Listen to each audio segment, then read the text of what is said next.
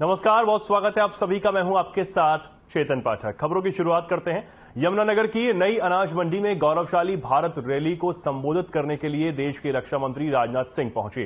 राजनाथ सिंह के साथ साथ हरियाणा कैबिनेट के कई मंत्री भी मंच पर मौजूद थे। राजनाथ सिंह ने देश की सुरक्षा से लेकर कई उपलब्धियों को गिनाया, तो वहीं कांग्रेस पर भी जमकर भड़ास निकालते हुए राहुल गांधी को भी आड़े हाथों लिया और कहा कि कांग्रेस का एक नया नेता जगह जगह मोहब्बत की दुकान खोलने की बात कर रहा है। बताएं, नफरत की दुकान कहां है?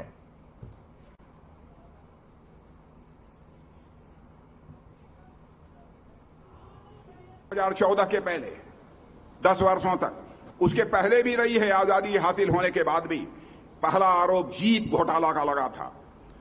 उसके बाद कई कोयला घोटाला और कई इस प्रकार के घोटाले, कितने घोटालों का मैं नाम लूं, कई घोटालों का आरोप इस सरकार के ऊपर लगा था। इतना ही नहीं, उन घोटाले के आरोपों के कारण उन्हें जेल की हवा खानी पड़ी थी, मंत्रियों को जेल की हवा खानी पड़ी थी। फिर भी सरकारें चलती रही बहनों भाइयों। लेकिन आज 9 वर्ष गुजर जाने के बाद मैं दावे के साथ कह सकता हूं, एक व्यक्ति भी उंगली उठाकर नहीं कह सकता कि हमारे मोदी जी की सरकार के दामन पर कोई भ्रष्टाचार की दाग लगी हुई हो बहनों भाइयों। और एक व्यक्ति भी यदि भ्रष्टाचार के आरोप में पाया गया तो उसका स्थान सरकार में नहीं होगा, बल्कि वह सरकार के बाहर होगा। यह संकल्प है हमारी पार्टी का। लेकिन हो क्या रहा है? हो रहा है कि हमारे कांग्रेस पार्टी के लोग, उसके एक नेता हैं, वो नेताजी जहां भी जाते हैं तो कहते हैं यहां नफरत की बाजार है, नफरत की बाजार में मोहब्बत की दुकान। अब खबर यमुनानगर से है, जहां शिक्षा मंत्री कंवरपाल गुर्जर ने कहा कि सिविल कोड को लागू करना सबके हित में है। उन्होंने कहा कि प्रधानमंत्री मोदी भी कह चुके हैं कि वे 135 करोड़ लोगों के प्रधानमंत्री हैं और सबका भला करना चाहते हैं। वहीं यमुनानगर में आज होने वाली रैली की तैयारियों को लेकर उन्होंने बताया कि इस रैली में देश के रक्षा मंत्री राजनाथ सिंह मुख्य अतिथि पहुंचे हैं, जबकि हिमाचल के पूर्व मुख्यमंत्री जयराम ठाकुर और हरियाणा के कई मंत्री भी रैली में शामिल हुए।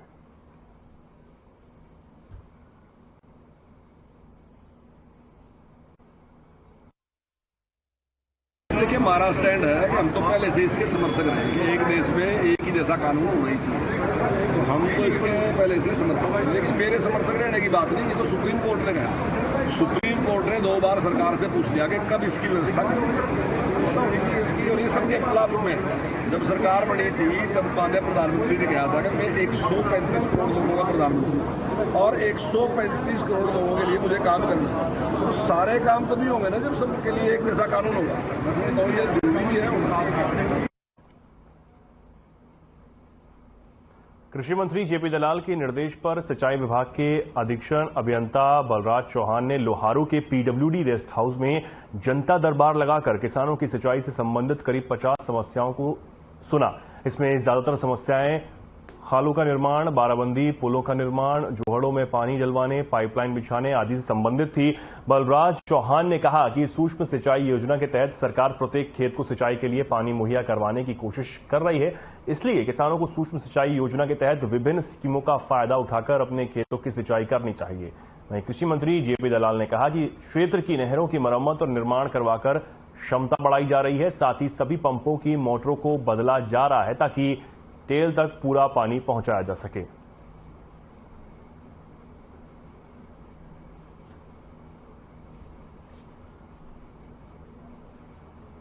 माननीय मंत्री जयप्रकाश दलाल जी के साथ दौरे पे पिछले 4-5 हफ्ते से मैं उनके दौरे पे साथ था, तो वहाँ पे मंत्री जी के निर्देशानुसार और उनके निर्देश के संज्ञान में ये काफ़ी परेशानियाँ जमींदारों की, किसानों की संज्ञान में आई और मंत्री जी ने निर्देश के अनुसार कि भाई एक दरबार, पब्लिक दरबार लगाया जाए जिसमें किसान भाइयों को और अपना कोई भी सिंचाई से संबंधित विभाग की कंप्लेंट है या कार्य है, उसका मौके पे ही अगर सॉल्यूशन निकले तो वो मौके पे ही निकाला जाए, या अगर उसके ऊपर कार्रवाई विभाग की तरफ से की जाए समय पे वो कार्रवाई करी जाए।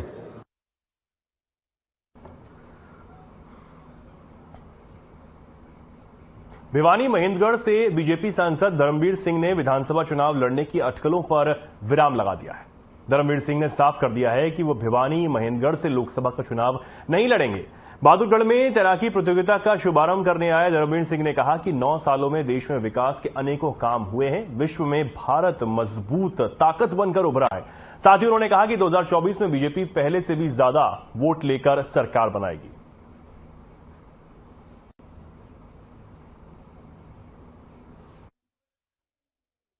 ये 9 साल पूरा होने पर भारतीय जनता पार्टी की सभी पार्लियामेंट के अंदर ये रैलियां की जा रही हैं कि 9 साल पहले का भारत क्या था, नरेंद्र मोदी जी के आने के बाद क्या शकल सूरत बदली है देश की, इंटरनेशनल लेवल पर हमारी छवि पहले क्या थी आज क्या है, कनेक्टिविटी रोड की हो, रेल की हो, जहाज की हो, पानी, साफ पानी पीने का जल संसाधन मंत्रालय द्वारा, नहरों का पानी, किसान के लिए जिस प्रकार पॉलिसी बदली, हर साल हर किसान को पैकेज के तौर पर 6,000 रुपये एकड़, और डिजास्टर मैनेजमेंट के माध्यम से अगर कभी ठंड से, सर्दी से, ओला से, भूकंप से अगर नुकसान होता है तो उसका पैसा भी कई गुना।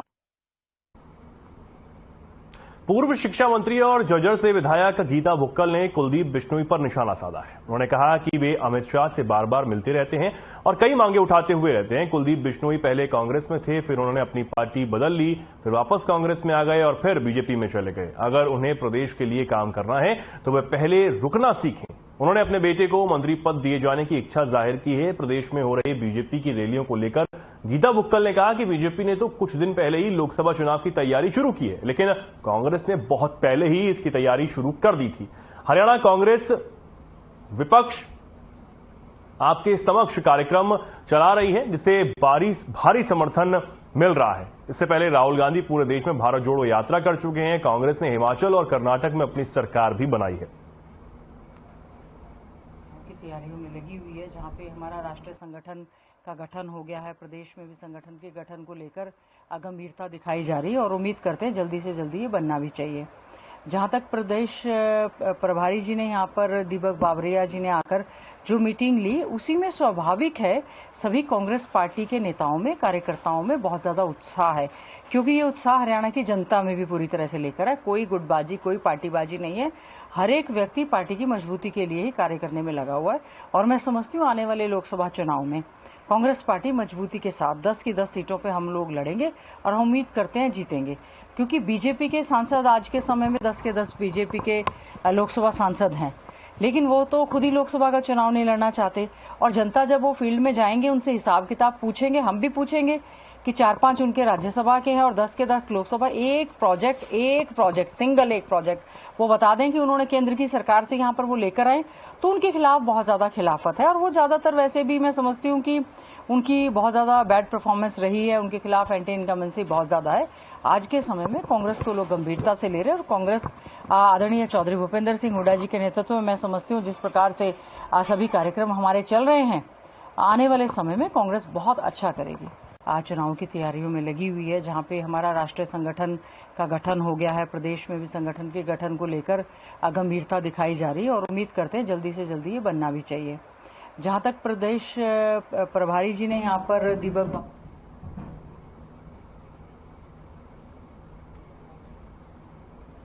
महेंद्रगढ़ जिले के गांव धनौदा के पास एक तेज रफ्तार पिकअप गाड़ी ने जोरदार टक्कर एक कार को मार दी। इस हादसे में एक व्यक्ति की मौके पर ही मौत हो गई, जबकि 2 लोग गंभीर रूप से घायल हुए हैं। वहीं पिकअप चालक मौके से फरार है। बता दें कि घायलों को इलाज के लिए अस्पताल पहुंचाया गया है। वहीं पुलिस ने मृतक व्यक्ति के शव का पोस्टमार्टम करवाकर परिजनों को सौंप दिया है। पुलिस ने मुकदमा दर्ज कर आगे की कार्रवाई भी शुरू कर दी है। सिटी थाना प्रभारी गोविंद सिंह ने बताया कि रात को गांव धनौदा के पास एक तेज रफ्तार पिकअप गाड़ी ने एक कार को जोरदार टक्कर मार दी। इस हादसे में एक व्यक्ति की मौत हो गई, जबकि 2 लोग गंभीर रूप से घायल हैं।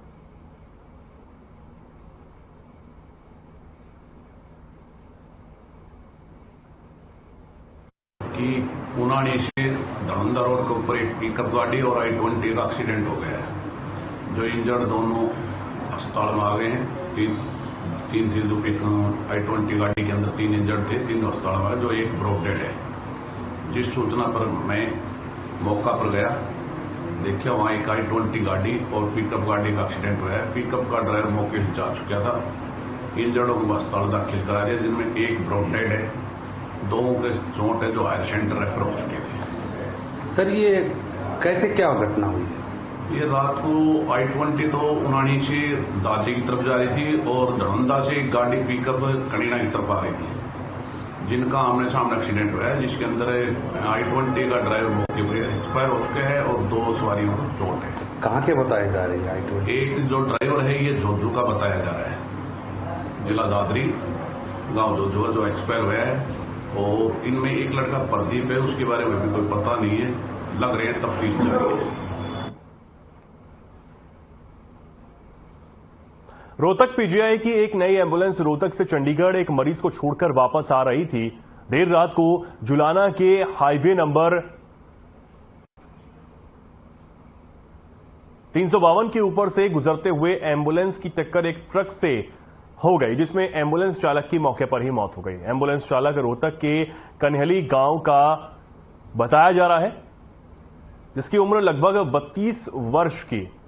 घटना की सूचना मिलते ही जुलाना पुलिस मौके पर पहुंची और शव को कब्जे में लेकर जींद के अस्पताल में भेज दिया गया। ट्रक चालक के खिलाफ विभिन्न धाराओं के तहत मुकदमा दर्ज कर कार्रवाई की जा रही है। शव की पहचान रोहतक के कन्हैली गांव के वीरेंद्र के रूप में हुई है।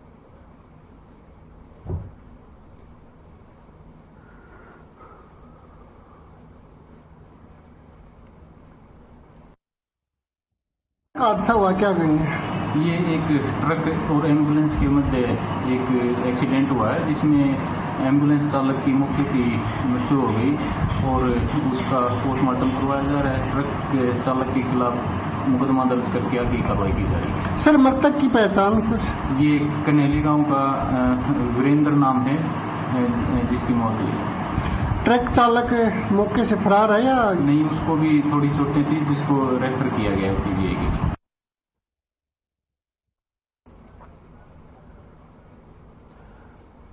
तो एक ट्रक से टक्कर होने के बाद एम्बुलेंस चालक की मौके पर ही मौत हुई है। ये जोरदार भिड़ंत यहां पर हुई, जिसके बाद एम्बुलेंस चालक की मौके पर मौत हो गई।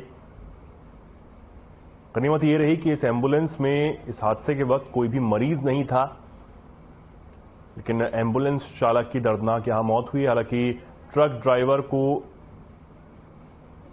पकड़ने के लिए उस पर मुकदमा दर्ज कर लिया गया है। पुलिस जांच में जुटी हुई है।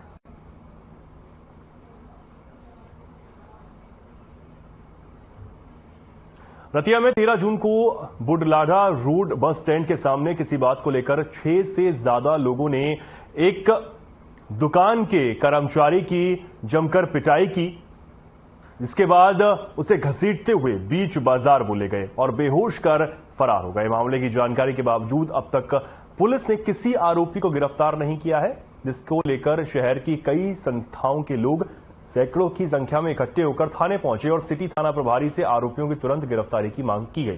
साथ ही मौके पर पहुंचे लोगों ने पुलिस को चेतावनी दी है कि अगर जल्द आरोपियों की गिरफ्तारी नहीं की गई तो वो बाजार बंद करेंगे और दुकानों के आगे काले झंडे लगाकर विरोध प्रदर्शन करेंगे।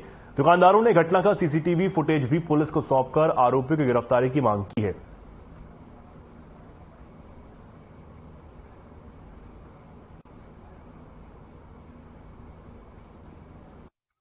मैं तो पहला नंबर का समाज का शुक्रिया अदा करता है कि जो शहर वास्ते ला लो, मेरे वास्ते ला लो, ये सारे इकट्ठे हो रहे हैं। और दूसरा नंबर मैं तो कहना कार्रवाई होनी चाहिए। क्या हुआ?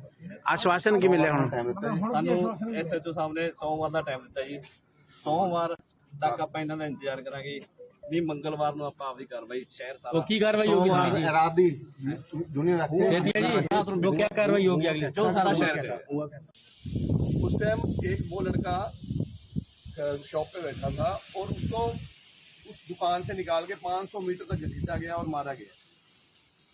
एक 500 मीटर 600 मीटर बच्चे को लेके जाना और रास्ते में भी मारना, वहां भी मारना, बहुत ज्यादा दर्दनाक हादसा था। जिन्होंने देखा है उनको सबको पता है कि बहुत ज्यादा बड़ी बात हुई है। एक दुकानदार को बाहर लेके जाना, मारना बहुत बड़ी बात है, पूरे बाजार के लिए बहुत बड़ी बात है।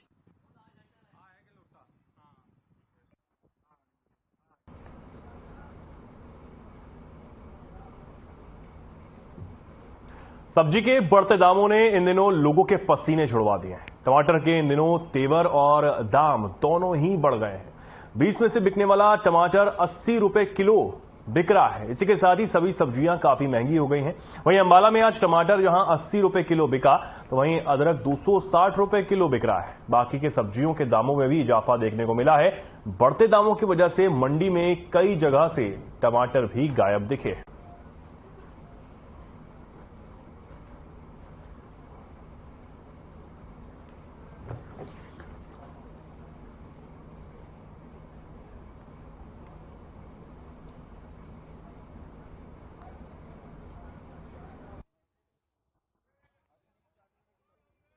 एक्चुअली ऐसा है जी, बरसातों करके ऑलमोस्ट सारी सब्जियों के रेट जो है वो तेज हो चुके हैं। जो पहाड़ों में है, बरसातें चल रही हैं, उसके कारण ये टमाटर का रेट भी तेज हो चुका है। अदरक है, ऑलमोस्ट सारी चीजें हैं, जितनी भी ये पहाड़ी इलाके से आने वाली गोभी वगैरह, इनके सब रेट जो है आजकल थोड़ा सा मार्केट इनकी तेज हो चुकी है, क्योंकि बरसात करके फसल सारी नष्ट हो रही है, तो आवक कम हो गई है मंडियों में इसकी। तो इस कारण जो है सब्जी कम आने की वजह से इनके रेट प्राइस थोड़ा अप हो चुके हैं। तो 100 रुपए के रेट भी टमाटर बिके ऐसे तो थोड़े टाइम पहले ही।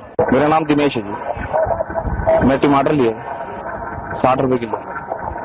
आज से हफ्ता पहले ये 10 रुपए किलो, 20 रुपए किलो मिल रहे थे बढ़िया, और अब 60 रुपए किलो हो गए इतने महंगे, तो कैसे काम चलेगा? हाँ जी, खर्चे पे काफी असर पड़ रहा है जी। पहले यही टमाटर काफी सारे आते थे में, अब ये किलो ही आते हैं।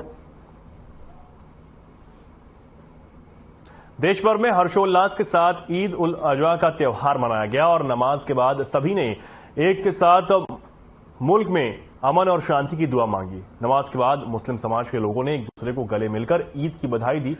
ईदगाह में छोटे बड़े बुजुर्ग हजारों की संख्या में एक कतार में खड़े हुए और सभी ने एक साथ नमाज पढ़ी। उसके तुरंत बाद दुआ भी मांगी गई।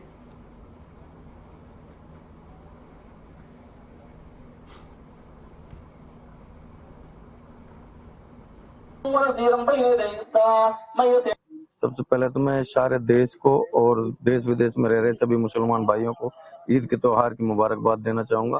उसके बाद मैं बताना चाहूंगा, जो ये त्योहार है, ये सबसे इसको बकरा ईद कहा जाता है। बकरा ईद का मतलब है इस पे कुर्बानियां की जाती हैं, और जो कुर्बानियां की जाती हैं, कुर्बानियों का जो जिस तरह से कुर्बानी की गई थी, जो शुरुआत कुर्बानी की हुई थी, इस चीज से हुई थी कि जिस चीज को आप ज्यादा से ज्यादा प्यार करते हो, तो किसी के प्यार में उसको भी आप कुर्बान कर सकते हो।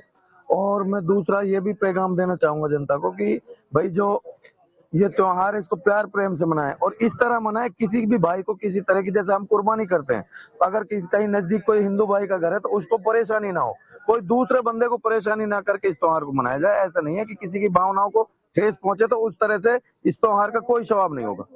ये यादगार है और अल्लाह की रजा के लिए सैयदना इब्राहिम अलैहिस्सलाम उनके लख्त जिगर की कुर्बानी की यादगार है। अल्लाह की रजा के लिए कुर्बानी करते हैं। ये दर्स, ये सबक हम हर साल दोहराते हैं, और इसका मकसद है कुर्बानी का कि जो आदमी जैसे हजरत इब्राहिम अलैहिस्सलाम ने अपने प्यारे बेटे को अल्लाह के कुर्बान करने के लिए तैयार हो गए, ऐसे ही जो है आदमी अपनी कौम के लिए, अपने दीन के लिए, अपनी माँ बाप के लिए, अपनी नेकी के लिए, हर चीज अल्लाह की रजा के लिए छोड़ने के लिए, कुर्बान करने के लिए तैयार रहे। कुर्बानी जो है सुन्नत के मुताबिक अच्छी तरह कुर्बानी की जावे, दिन में कुर्बानी की जावे।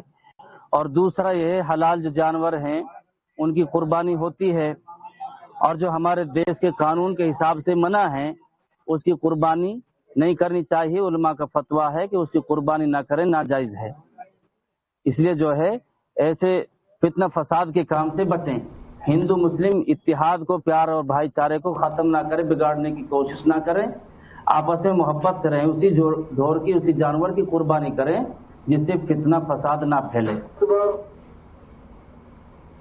चरखी दादरी में भी बड़ी धूमधाम से ईद उल अजहा का पर्व मनाया गया। दादरी जिले की मस्जिदों में नमाज के लिए मुस्लिम समुदाय के लोग इकट्ठा हुए और बदवाना गांव के मदीना मस्जिद में भी धूमधाम से बकरीद का त्योहार मनाया गया। लोगों ने एक दूसरे को गले लगाकर और मिठाइयां बांटकर बधाई दी।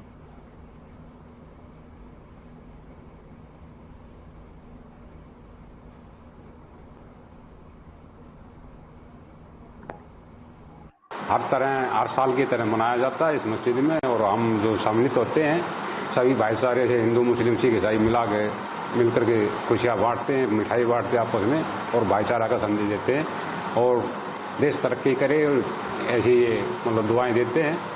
और हर तरह की तरह इस साल भी बहुत शांतिपूर्वक मनाया गया है। जितने भी हिंदू मुस्लिम सिख ईसाई सभी मिलकर के आपस में ईद उल अजहा का दिन की मुबारकबाद देने के लिए इकट्ठे होते हैं और इकट्ठे होने के बावजूद में सभी आप अपने जो मीठा मुंह करवाते हैं, मिठाई बांट करके खिला करके और गरीबों को कुछ खिला करके दे करके और उनका हौसला अफजाई करके उनकी मदद भी की जाती है। ईद उल अजहा का दिन एक बड़ा मुबारक दिन है। ये 101 तो होती है ईद उल फितर का दिन होता है जो पीछे 2.5 महीने पहले थी। वो एक रमजान के महीने की रुखसती के बारे में उसके शुक्रिया के अदा में 2 रकात नमाज ईद उल फितर की पढ़ी जाती है। हरियाणा राज्य जूनियर और सब जूनियर तैराकी प्रतियोगिता बहादुरगढ़ में शुरू हो गई है। बहादुरगढ़ की HL सिटी में लोकसभा सांसद धर्मवीर सिंह ने प्रतियोगिता की शुरुआत 1500 मीटर फ्री स्टाइल तैराकी से हुई। जूनियर ग्रुप 1 बॉयज में अंबाला के मयंक ने गोल्ड मेडल हासिल किया है, वहीं झज्जर के अतुल धनखड़ ने सिल्वर मेडल जीता है। 1500 मीटर फ्री स्टाइल गर्ल्स में हिसार की अवनीता ने गोल्ड और गुरुग्राम की रौनक ने सिल्वर मेडल हासिल किया। सांसद धर्मवीर सिंह ने प्रतियोगिता के विजेताओं को मेडल और प्रशस्ति पत्र देकर सम्मानित भी किया। सांसद ने तैराकी प्रतियोगिता की शुरुआत के साथ तैराकों को उज्जवल भविष्य के लिए आशीर्वाद भी दिया।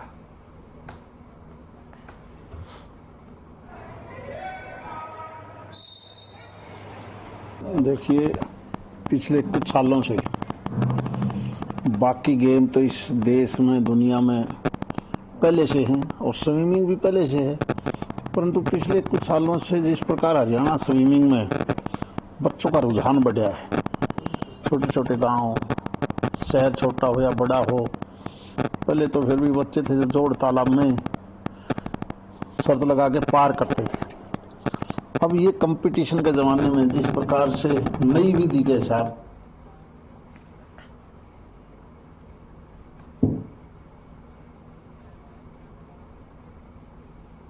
कहर कुरुक्षेत्र से खबर है, जहां कुरुक्षेत्र के जूनियर और सब जूनियर राष्ट्रीय हॉकी प्रतियोगिता में कुरुक्षेत्र के खिलाड़ी का प्रदर्शन काफी जबरदस्त रहा। जूनियर टीम के गुरनूर ग्रेवाल ने कांस्य पदक और सब जूनियर खिलाड़ी जितेंद्र कुमार ने रजत पदक हासिल किया। हॉकी खिलाड़ियों का साइंस सेंटर कुरुक्षेत्र की तरफ से सम्मान के साथ स्मृति चिन्ह देकर जबरदस्त स्वागत भी किया गया। बता दें कि हॉकी इंडिया की तरफ से राउरकेला में 12 से 22 जून तक 13वीं जूनियर राष्ट्रीय हॉकी प्रतियोगिता का आयोजन किया गया, जिसमें हरियाणा की टीम ने मेजबान उड़ीसा की टीम को हराकर कांस्य पदक हासिल किया है, जबकि सब जूनियर प्रतियोगिता में हरियाणा की टीम को रजत पदक हासिल हुआ। सेवानिवृत्त chief hockey coach Gurvinder Singh ने कहा कि हरियाणा की हॉकी टीम ने हर वर्ग की प्रतियोगिता में पदक हासिल किया है। इसी तरह कुरुक्षेत्र की टीम भी लगातार सराहनीय प्रदर्शन कर हर वर्ग की प्रतियोगिता को जीत रही है।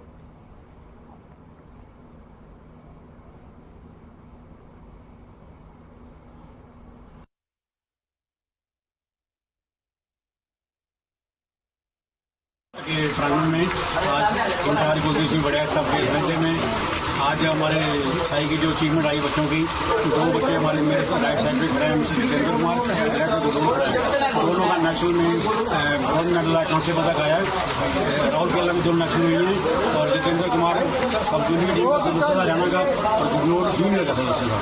इन्होंने पंजाब को हरा के रन किया और गुरनूर ग्रेवाल की टीम हरियाणा जूनियर ने हार्डलैंड मैच में लोकल उड़ीसा को हराकर एक तरफा हराकर गोल्ड मेडल प्राप्त किया और हरियाणा की उपलब्धियों में बढ़ोतरी की।